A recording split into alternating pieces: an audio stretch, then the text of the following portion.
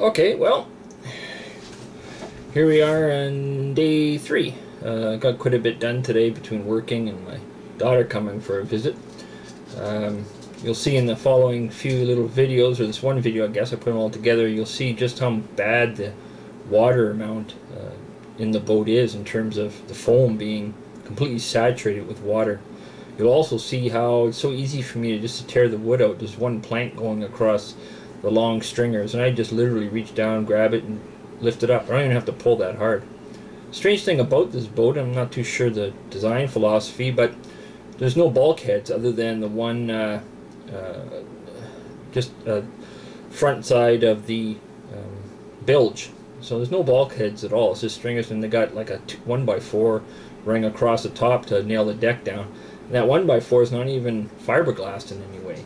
So I'm not too sure if this was the design or whether this boat's been done before. I don't know the history.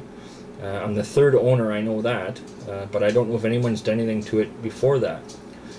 So you'll see for yourself just where all the moisture is. And I put the boat up on some blocks at the front just to tilt the back a bit. And sure enough, of course, water come out of the front of the boat to settle in the middle. So I'm going to have to tackle the front of the boat as well, I suppose, underneath, and just see how bad the rot is there. The other thing that I did today, and quite excited about, is I got myself some new power tools. I got an angle grinder, I got a multi-tool, a multi-cutter, all the things I'm going to need to do some of the fine work, especially taking the lip of the deck off around so I don't damage the fiberglass.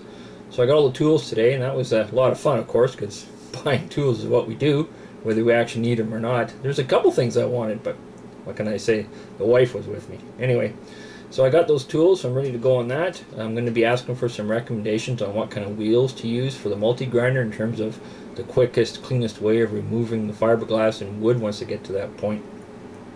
I've also discovered a way to take my boat out. My warehouse has a forklift, so I'm going to go up, take the boat up to the warehouse and use the forklift to pull that engine out, but that's for another time. Anyways, enjoy the videos. Once again, any comments, concerns, suggestions, let me know.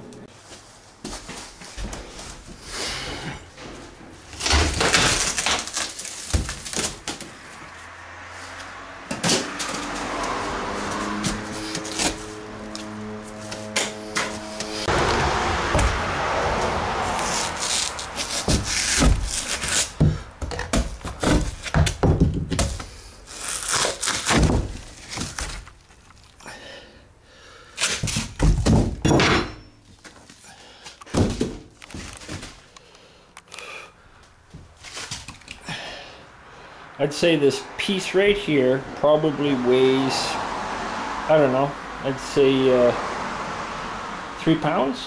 3 pounds. It's a piece of foam just completely saturated with water.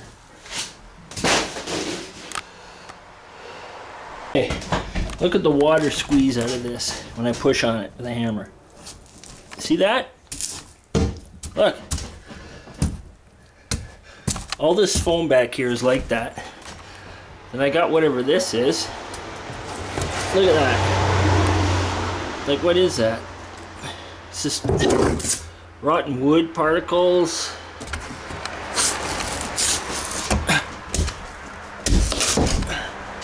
No idea what this is. Looks like a family of weevils or something living in my boat. This has all been chewed away by something.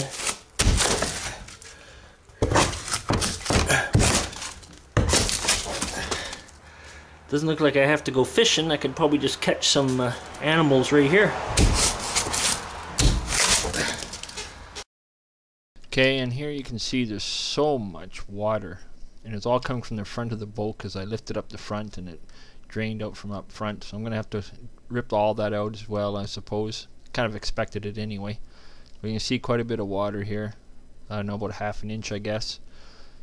So pretty wet, all in all.